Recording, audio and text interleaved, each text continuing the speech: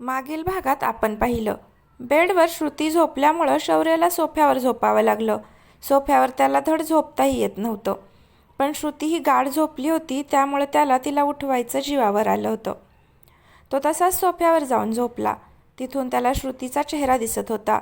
श्रुती खूपच सुंदर दिसत होती. तो डोळे बंद करून मनातच चित्राला आठवू लागला, पण तरीही त्याला श्रुतीचाच चेहरा दिसत होता. आता पुढे. श्रुती खूपच दमली होती, त्यामुळे तिला पडल्या पडल्या झोप लागली. शौर्याला काही केल्या सोफ्यावर झोप लागत नव्हती. अवघडला होता तो.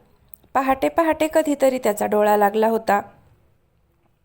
श्रुतीला कौसल्याबाईंनी ती सासरी आहे, आता तर सकाळी लवकर उठ असं सांगितलं होतं. म्हणून श्रुती मॅडम गजर लावून झोपल्या होत्या. सकाळी 6च्या दरम्यान श्रुतीचा गजर वाजला. इकडे श्रुतीचा अलार्म वाजत होता आणि त्या आवाजानं शौर्याला जाग आली. धडपडून उठताना शौर्य सोफ्यावरून खाली पडला.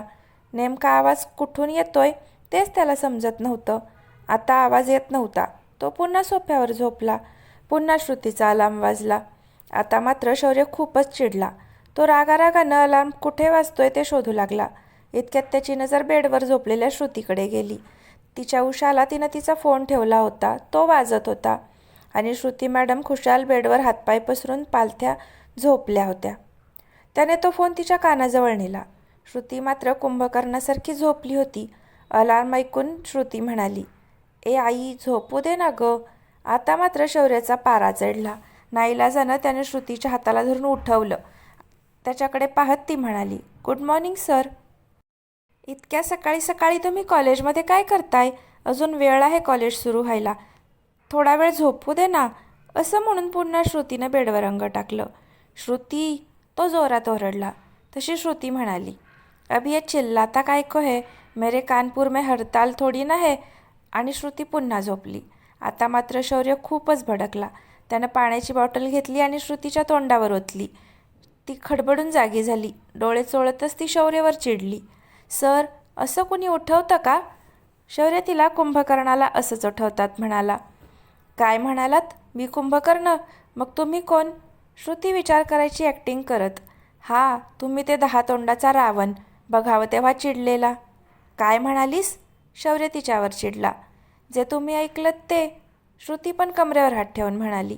शौर्य तिला म्हणाला, "मी पण कोणाशी वाद घालतोय?" असं बोलून तो आंघोळीला निघून गेला.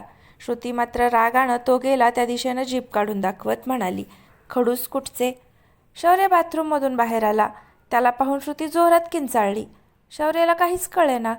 श्रुती जोरात म्हणाली, "सर, माझं शर्ट देऊ का घालायला?" शौर्याने स्वतःकडे पाहिलं तर तो शर्टलेस होता. त्याने लगेचच तिथला एक टी-शर्ट घेतला आणि घातला. श्रुती त्याला म्हणाली, "झालं का सर?" "हो झालं," शौर्य म्हणाला. "तू अजून इथे काय करतेस?" ती पुढे आली आणि शौर्याच्या खांद्यावर हात ठेवून म्हणाली, "सर, ही रूम आता माझी पण आहे." आणि कपडे घेऊन ती बाथरूममध्ये त्याला जीभ दाखवत निघून गेली. शौर्याचा नुसता संताप संताप होत होता. रागातच तो त्याचा आवरत होता. इतक्यात श्रुती बाथरूममधून साडी आवरत बाहेर आली. तिला धड साडीला पिनअपसुद्धा करता येत नव्हतं. तिच्या डोक्यात एक आयडिया आली. तिनं शौर्याला कामाला लावायचं ठरवलं.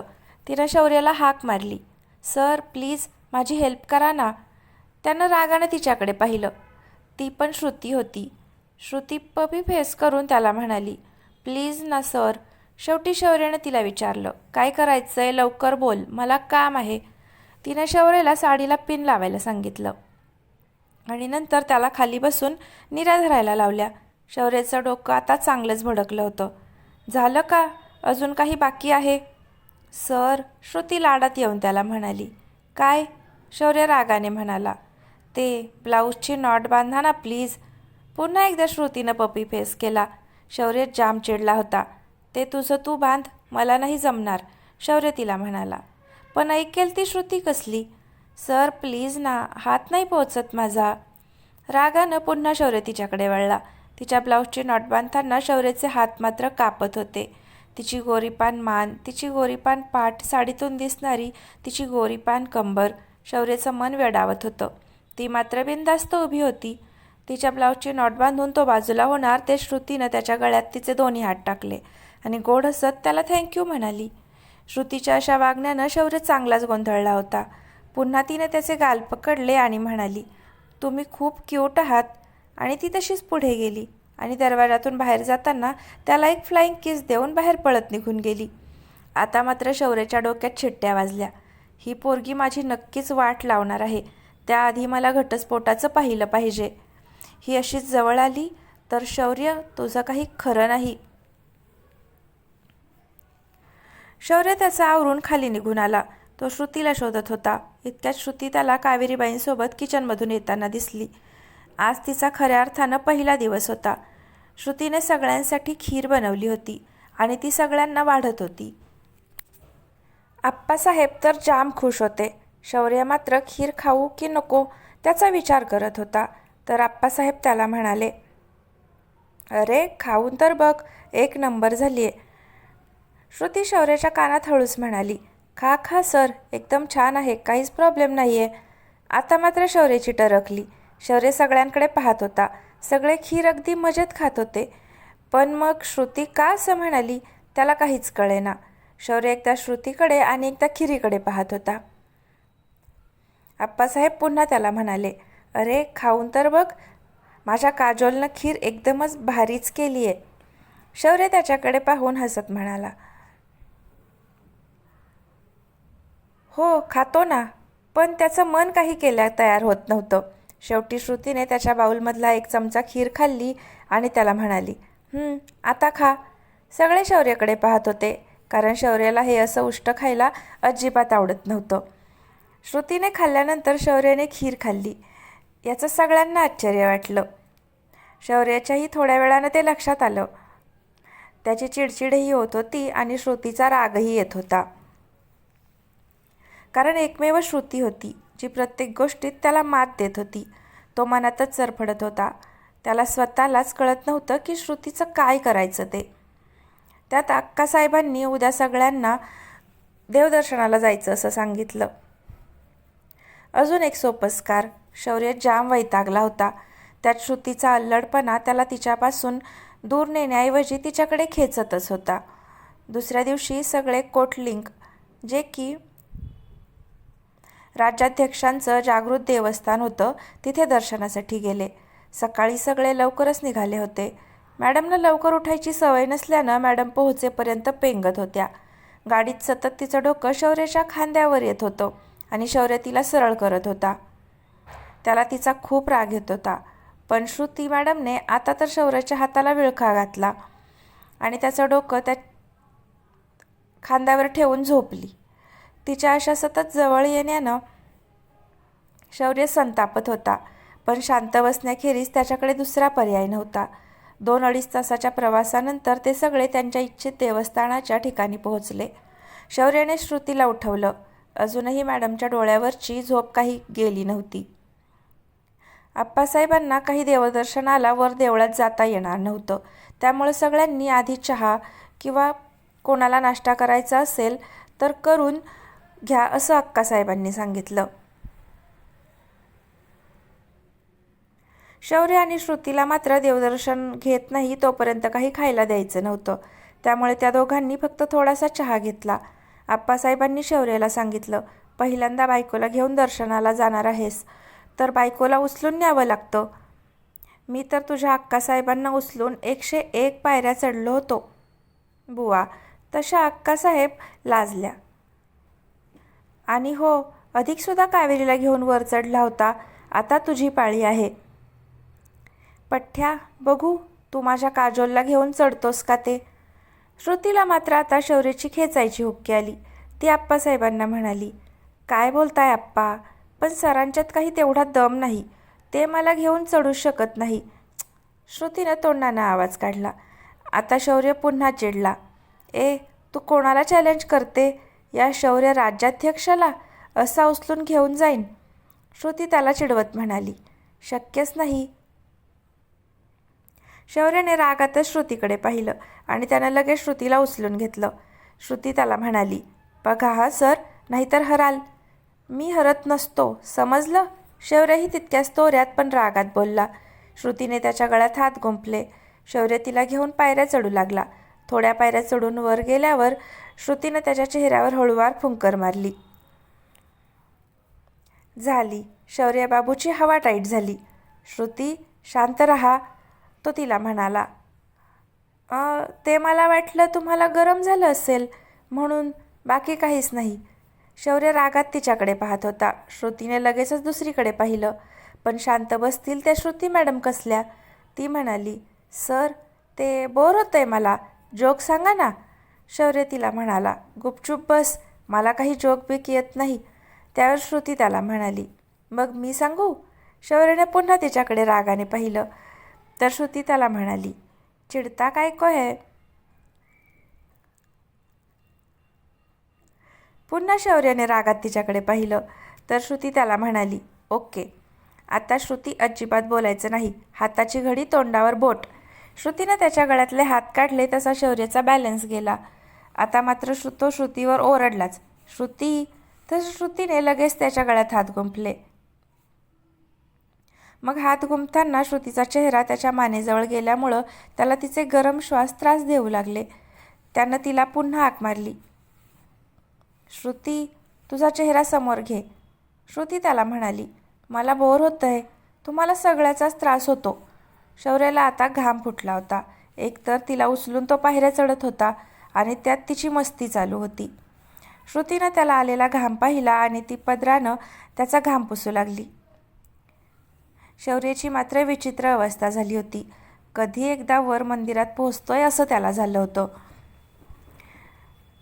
ती पुन्हा त्याला म्हणाली, सर ते म्हणजे नसेल जमत तर मला इथेच उतरवा. शौर्य पुन्हा तिच्याकडे रागाने पाहू लागला. ती त्याला म्हणाली, असं नका ना पाहू, वो क्या है ना, डर लगता है. आणि एका हातानं त्याचे गाल ओढू लागली. शौर्य तिला म्हणाला, आता जर शांत नाही बसलीस तर इथेच टाकून देईन. टाका, श्रुती म्हणाली, आणि तुम्ही हरला हे कबूल करा. शौर्य मात्र तिच्याकडे आता खाऊ का गिळू या नजरेने पाहू लागला. श्रुती मात्र गालातल्या गालात हसत होती. शौर्याची चिडचिड एन्जॉय करत होती. थोड्या वेळातच ते मंदिरात पोहोचले. तरीही शौर्य तिला घेऊनच उभा होता. त्यांच्या मागोमाग अधिकराव आणि कावेरीबाईही आल्या. मानसी तर धापा टाकत आली. अधिकराव शौर्याला म्हणाले, तिला घेऊन गाभाऱ्यात चल. गुरुजी तिथे आधीच हजर होते. श्रुती आणि शौर्य दोघेही महादेवाच्या चरणी जोडीनं पाया पडायला वाकले. गुरुजींनी दोघांच्याही डोक्यावर हात ठेवून मंत्र पुटपुटले आणि म्हणाले, 7 जन्म असाच जोडा एकत्र राहील. गुरुजींनी विधिवत दोघांकडूनही अभिषेक करून घेतला. शौर्य मात्र मनातल्या मनात बडबडत होता, ही आत्ताच नकोशी झालीये आणि 7 जन्म शक्यच नाही. श्रुती मात्र शौर्याकडे पाहून म्हणाली, सर 7 जन्म तुमची काही सुटका नाही आता. शौर्य पुन्हा श्रुतीकडे रागाने पाहू लागला. पण श्रुतीला त्याचा काहीच फरक पडत नाही. ती पपी फेस करून शौर्याकडे पाहू लागली. शौर्याला तर काय करू हिचं असं झालं होतं. गुरुजींनी थोरा मोठ्यांचे आशीर्वाद घ्यायला सांगितलं. शौर्य आणि श्रुती सगळ्यांच्या पाया पडले. श्रुती मानसीला म्हणाली, तू पण पाया पडून घे, म्हणजे तुला पण चांगला नवरा मिळेल. मानसी तिला म्हणाली, मला नाही लग्न बिग्न करायचं. श्रुती तिला म्हणाली, मी पण अशीच म्हणायचे. पण शौर्यालाही तिच्या तशा बोलण्याचं वाईट वाटलं. तिच्या मते कदाचित तो घेतोय तो निर्णय योग्यच असावा असं त्याला वाटू लागलं. श्रुतीला आता खूप भूक लागली होती. ती शौर्याला तिच्या पोटाकडे हात करून दाखवू लागली. आधी तर शौर्याला काहीच कळलं नाही. मग तिनं पुन्हा त्याला तोंडाजवळ हात नेऊन भूक लागलीये अशी खूण केली. आता शौर्याला तिची खेचायची इच्छा झाली. शौर्य तिला म्हणाला, आज तू उपवास करायचा, घरी जाईपर्यंत काहीच खायचं नाही. ठीक आहे, ती म्हणाली. ते मला ना चक्कर येतेय. सर तुम्हीच मला आता खाली घेऊन चला. शौर्याने डोक्यावर हात मारून घेतला आणि कावेरीबाईंनी तिला काहीतरी खायला दे असं सांगितलं. श्रुती मात्र शौर्याकडे पाहून खुदुखुदू हसू लागली. ती डोळ्यानंच त्याला चिडवत होती, कशी जिरवली.